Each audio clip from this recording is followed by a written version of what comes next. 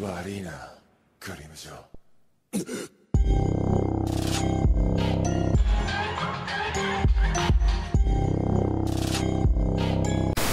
Yo tout le monde, j'espère que vous allez bien. Aujourd'hui, on se retrouve pour la vidéo achat manga du mois de février. C'est parti. Là, je sais qu'elle arrive super tardivement. Pour être honnête avec vous, elle est déjà montée et tout, mais on est le 19 mars, si je dis pas de bêtises. Et je ne filme l'intro que maintenant. C'est une intro vraiment tournée à la va-vite. Il est 23h et c'est juste que j'ai pas filmé d'intro. Et je me suis rendu compte maintenant en fait que j'avais pas d'intro ni d'outro pour ma vidéo. Donc avant de commencer la vidéo, comme d'habitude, n'hésitez pas à me suivre sur Instagram. Je vous le mets juste là. Venez faire un tour parce que c'est cool aussi là-bas. Je vous mets également mon compte TikTok qui s'affiche à l'écran, c'est Grim Shidayo. C'est grave cool aussi TikTok, donc venez y faire un tour. Je suis beaucoup plus active d'ailleurs sur TikTok que sur Instagram et bien évidemment que sur YouTube. Bref, ce mois-ci, j'ai acheté 38 tomes à peu près. Et pour la plupart des tomes que j'ai achetés, c'est des séries que je complète, donc je suis ultra fière, je vous cache pas. Bref, je vous laisse avec la suite de la vidéo. On va commencer par les nouveautés, puisque vous allez voir, il n'y a pas grand-chose. Tout d'abord, je me suis pris le pack découverte de Yona Princesse de l'Aube, donc les tomes 1 et 2, un acheté, un offert. Comme vous voyez, il est toujours sous blister. Franchement, pour le lire, j'attends d'être prête mentalement et économiquement parlant, étant donné que c'est quand même une série encore en cours, en 34 tomes pour le moment, il me semble. Donc en vrai, j'attends de finir quelques séries qui sont assez courtes, mais que du coup, ils sont encore en cours dans ma lecture, pour pouvoir m'attaquer à ce mastodonte, on va pas se mentir, ce mastodonte. Mais d'après ce que j'ai entendu, c'est un shoujo super intéressant, qui se veut assez engagé, avec de l'action, des complots, etc. Donc j'ai hâte. J'aurais bien aimé feuilleter les dessins, les pages, mais du coup vu qu'il est sous blister là je peux pas et je compte pas l'ouvrir maintenant. Du coup j'essaierai de vous mettre des planches à l'écran. Ensuite, je me suis pris les 2 tomes de Une si belle couleur, donc c'est l'intégrale et c'est par Keiko Iwashita, l'autrice de Mon colloque d'enfer. Une série assez mignonne et assez sympa à lire. Pour le coup, en général, les séries courtes comme ça, j'ai toujours l'impression qu'il manque des trucs, mais là, ça va. La romance entre les 2 personnages était assez développée, je trouve, et ça n'allait pas trop vite, comme d'autres shoujo assez courts que j'ai eu l'habitude de lire. C'est une nouveauté du mois de février que j'avais précommandé. Étant donné que j'avais déjà kiffé Mon colloque d'enfer, je me voyais pas ne pas l'acheter honnêtement. Je vous mets le résumé juste là. C'est sorti chez Pika ce mois-ci et je le conseille, c'était très mignon et très rapide à lire. Pour finir avec les nouveautés, je me suis pris l'intégrale en 3 tomes de Tense à couper le souffle. C'est un shoujo qui sort chez Kana et le tome 3 il est sorti ce mois-ci je crois, enfin le mois dernier, enfin en fait en février. Et du coup c'est un shoujo qui me faisait vraiment de l'œil depuis le premier tome, mais étant donné que je voulais pas commencer de nouvelles séries avant janvier de cette année, j'avais décidé de pas acheter et là vu que le tome 3 est sorti, je me suis dit autant prendre les 3, l'intégrale quoi. C'était très mignon mais je sais pas pourquoi. Je sais pas, il y a quelque chose qui n'allait pas avec ça, dans le sens où j'ai eu du mal à me mettre à fond dans l'histoire et quand je m'y suis mise, ben, c'était déjà la fin vu que c'est fini en 3 tomes, tu vois. Je vous mets le résumé juste là et le résumé m'a tellement fait penser à Blue Flag, c'est incroyable. C'était quand même une lecture assez agréable et c'était sympa à lire, je vais pas mentir. Malgré le fait que voilà, j'ai eu du mal à me mettre dans l'histoire, j'ai eu du mal à reconnaître les personnages et à apprendre leurs noms, etc. Sachant que moi je suis pas du genre à ne pas connaître les noms des gens ou oublier le nom des personnages, etc. Mais là, je sais pas. Je trouvais que l'introduction des personnages, elle était pas assez explicite, ce qui fait qu'ils nous montraient un personnage et enfin après on nous le remontrait, mais entre temps tu l'avais zappé parce que la présentation du personnage était super brève. Genre on l'aperçoit et après tu te rends compte qu'en fait c'est un protagoniste de l'histoire limite. Les jaquettes sont ultra belles. De toute façon j'aime trop les jaquettes comme ça, mat, un peu avec un peu effet aquarelle, exactement comme Orange ou Blue Flag. J'adore. On passe aux suites, vous allez voir ce mois-ci, j'ai complété vraiment dans les 38 mangas que j'ai achetés, bah il y avait que ce que je viens de vous présenter où c'était des nouveautés. Déjà je me suis pris les tomes 4 et 5 de En proie au silence, tac, c'est un manga du coup que je lis en ce moment. Je les ai lus, incroyable, rien à dire. J'avais trouvé les tomes 6 et 7 d'occasion et du coup j'avais les 3 premiers tomes, donc je me suis acheté les tomes 4 et 5 pour pouvoir continuer la lecture après le tome 3 quoi. En proie au silence, une série grave touchante, grave engagée sur le féminisme et sur le sexisme de la société japonaise. Vraiment très bien. Lisez ça si vous avez les nerfs solides parce que moi clairement il y a un personnage, lui là, celui qui est sur la jaquette du tome 4, toutes les planches où il apparaît j'ai envie de vomir, il me dégoûte clairement. Attendez, je vais vous mettre le résumé du tome 1. Du coup, ça c'est le résumé du tome 1. Mettez pause. Ensuite, 3 tomes de Black Clover, les tomes 2, 6 et 30. Black Clover, je veux compléter d'occasion exactement comme Bleach. Mais ces 2 tomes-là, je les ai achetés neufs parce que du coup, j'avais certains tomes et il me manquait ces 2-là pour avoir les 7 premiers sans trou. Maintenant, j'ai les 7 premiers tomes, puis ensuite, j'ai du 17 au 23, puis j'ai du 27 au 30 parce que du coup, je me suis aussi pris le tome 30 qui est sorti ce mois-ci. Pour être honnête, je l'ai pas lu celui-ci parce que je vais attendre que d'autres tomes sortent parce que je trouve que sortir un tome tous les 3 mois avec une épaisseur pareille qui se lit extrêmement vite, c'est de la persécution. Kazé, vous nous persécutez. Je sais pas ce qui se passe avec Black Clover, je sais pas pourquoi personne ne respecte Black Clover. Ils ont commencé gentiment par couper l'animé en plein milieu d'un arc et là, maintenant que je catch up le rythme de parution française, je me rends compte qu'il y a un tome tous les 3 mois qui sort. Mais bon, on continue à lire, on veut savoir la suite. Moi, j'ai extrêmement envie de savoir la suite, surtout après la fin du tome 29, mais je me retiens de lire et je vais attendre que plus de tomes sortent du coup. Si vous n'avez pas encore lu Black Clover, je sais pas ce que vous attendez, c'est vraiment trop bien. Je le conseille à tout le monde, vraiment. Je me suis pris le tome 5 de Arslan, sachant que j'avais trouvé le tome 6 d'occasion et du coup je pouvais pas le lire puisque j'avais pas le tome 5. Arslan, personnellement en lecture j'en suis au tome 3 et j'aime beaucoup. Même si pour l'instant, de là où j'en suis dans la lecture, ça se voit qu'ils mettent juste en place le contexte, mais du coup on commence un peu à cerner les personnages, à comprendre quel personnage est dans quel camp, etc. Et voilà, c'est vrai que moi j'aime beaucoup le début et j'ai hâte de lire la suite.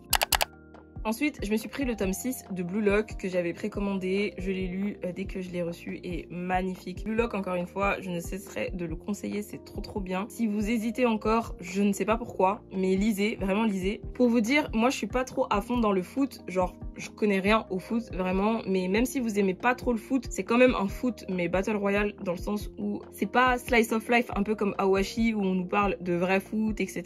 Je trouve que ça fait vraiment plus, pas fantasy, mais pas comment vous expliquer, genre c'est, enfin voilà quoi, c'est quand même assez futuriste, assez imaginaire on va dire. Je vous mets le résumé du tome 1 juste là, mettez pause. De base, j'avais grave acheté Blue Lock sur un coup de tête et je ne regrette mais pas du tout. Je vous montre des planches vite fait, voilà. Je me suis pris le tome 31 de My Hero Academia et celui-là je l'ai pas lu, j'arrive enfin à là où je m'étais arrêtée dans les scans. Il me semble que j'ai genre 1 ou 2 chapitres à lire du tome 30. J'attends d'avoir un petit peu plus de tomes pour lire parce que je sais que j'avais dévoré les scans et je me dis j'ai pas envie de me retrouver à devoir attendre l'apparition de chaque tome. Comme vous voyez c'est le tome collector, du coup j'ai aussi eu le Smash je crois. Il est où d'ailleurs? En général les romans et tout qui arrivent avec les tomes collector je les lis pas, je vais pas vous mentir, je les mets directement dans mon Mangatech sans passer par la case pile à lire, mais là ça m'intéresse et j'ai grave envie de le lire sachant que c'est pas un roman, du coup c'est un gag manga ou des histoires courtes peu probables de ce que j'ai lu du résumé. C'est ça du coup, je vous montre, hop, wow, on parlait beaucoup hein.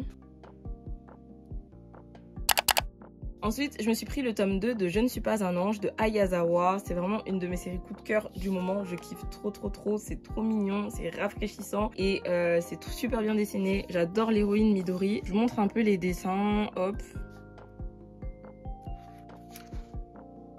J'aime trop Akira. J'ai trop hâte de savoir ce qu'il cache parce que ça se voit que lui, il a vécu des choses un peu tristes dans son passé et du coup j'ai hâte qu'on nous plonge dans son histoire à Akira. C'est une lecture vraiment pas prise de tête, seul problème c'est que c'est des gros tomes et que voilà, je sais pas si vous le savez mais les gros tomes et moi ça fait 2. J'ai énormément de mal à apprécier la lecture de pavés comme ça, mais je fais un effort, c'est Ayazawa. Ce manga là je me suis dit que j'allais le compléter petit à petit à hauteur de 1 tome par mois parce que voilà les tomes coûtent quand même 15 € et même si en soi je pourrais acheter tout d'un coup, je préfère quand même lire petit à petit. Ça me permet aussi de lire d'autres choses sur le côté et aussi du coup de profiter plus pleinement de la lecture de chaque tome. Je vous conseille ce shoujo, c'est vraiment trop mignon et si vous ne connaissez pas, je vous invite à le lire.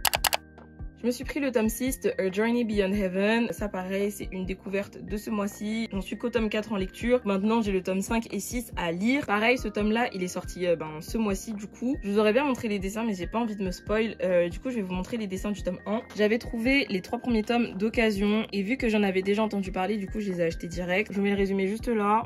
Mettez pause. C'est un très bon seinen de chez Pika. Et il me semble que c'est encore en cours au Japon. Du coup, je ne sais pas combien de tomes il y aura.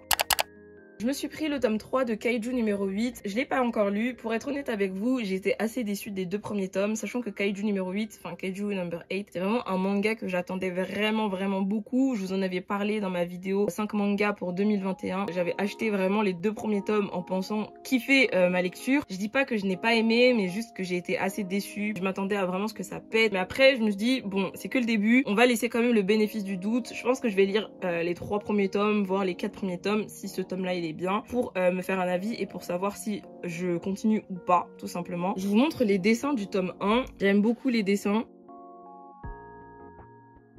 Et j'aime beaucoup le découpage des cases aussi. Je vous mets également le résumé, mettez pause.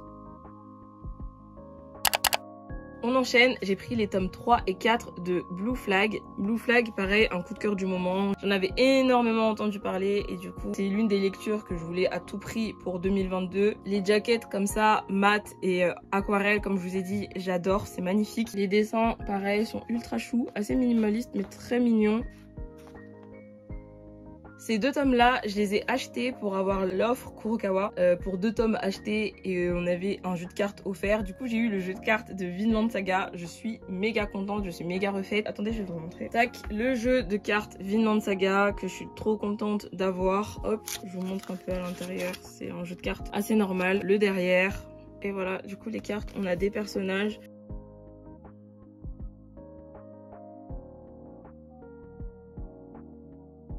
À part ça, c'est un jeu de cartes assez basique.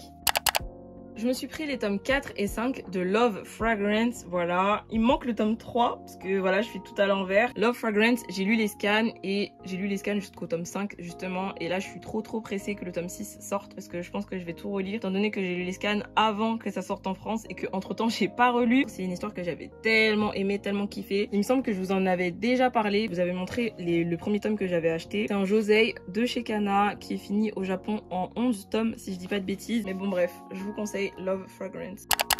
Bien évidemment, comment faire un achat du mois de février sans le tome 7 de Spy Family. Pareil, je ferai jamais assez d'éloges là-dessus. Lisez Spy Family, c'est vraiment trop bien, c'est vraiment trop drôle. Là, ce que j'aime beaucoup, c'est que l'histoire commence de plus en plus à prendre de sérieux, parce que je vous avoue que les premiers tomes, c'était un peu des histoires, on va dire, qui avaient un sens entre elles, mais voilà, qu'on pouvait lire un peu à part. Tandis que là, on commence vraiment à avoir un fil conducteur. J'ai hâte du tome 8, Spy Family. Lisez ou regardez l'animé qui va sortir cette année-là. Je peux que vous conseiller Spy Family.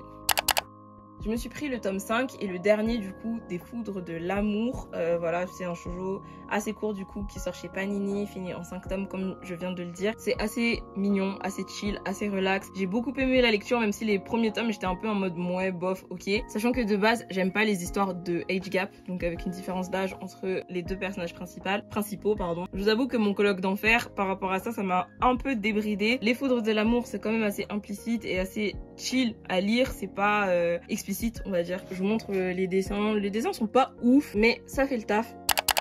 Pour finir, le dernier achat, là, vous pouvez le dire, j'ai pété un câble. Je me suis pris quelques tomes de Bleach. Je me suis pris du coup les tomes 15, 16, 19, 20, 31, 27, 26, 34, 33 et 54. C'est même pas dans l'ordre, je suis vraiment navrée. Du coup, il y a du neuf, il y a de l'occasion. Maintenant, je peux dire avec certitude que j'ai les 27 premiers tomes. Et ça, c'est cool parce que du coup, j'ai pu combler certains trous que j'avais. Le principal, c'est que d'après Manga Collect, il me manque moins d'une vingtaine de tomes à acheter. Du coup, je suis en train de vous préparer une vidéo sur les vendeurs Amazon qui vendent des mangas d'occasion, notamment Momox. Et parmi du coup les tomes que je vous ai présentés de Bleach, il y en a certains que j'ai unboxé dans ma vidéo. Donc j'ai hâte qu'elle sorte et j'ai hâte que vous la voyez, que je puisse vous parler plus en détail du coup des vendeurs Amazon d'occasion, bref. Et c'est pas tout, je me suis fait plaisir aussi par rapport à Bleach. J'ai acheté des caractères books et des guide books. Donc j'ai pris les 2 premiers tomes de Mask. Donc j'ai pris Masked et Unmasked. C'est des caractères books en 3 tomes de base et le tome 1 il est introuvable, j'arrive pas à le trouver. Je suis extrêmement frustrée. Des caractères books, c'est quoi? C'est tout simplement des livres avec des informations sur les personnages, caractères en espagnol. Je suis matrixée par les espadas, je suis vraiment navrée. Caractère, donc personnage en anglais, voilà. Du coup, il y a des facts, des pages en couleur aussi. Et je me suis pris aussi l'official bootleg, donc c'est un guidebook où ils nous donnent des informations sur Bleach, tout simplement. Il y a des pages en couleur, ils nous donnent des informations, que ce soit sur les personnages ou sur les lieux. La jaquette, elle me fait kiffer. J'aime beaucoup trop cette jaquette. Pendant un moment, cette image, c'était mon fond d'écran carrément. Bref, je pense que vous savez à quel point j'aime Bleach, et si vous n'étiez pas au courant, maintenant, vous le savez. Waouh, 38 mangas, c'était vraiment long. C'est tout pour cette vidéo, j'espère qu'elle vous aura plu. Si c'est le cas, n'hésitez pas à liker, commenter et à partager, ça me ferait très plaisir. N'hésitez pas à me dire en commentaire, vous, les derniers achats que vous avez faits, et est-ce que vous avez plus acheté de nouvelles séries en février ou plus complété comme moi je l'ai fait. J'aimerais bien savoir, dites-le moi. N'hésitez pas à vous abonner si la vidéo vous a plu et à activer la cloche pour être au courant de la prochaine vidéo qui sort. En attendant, je vous remercie d'avoir regardé celle-ci jusqu'à la fin et je vous dis à bientôt pour une prochaine vidéo. Bye!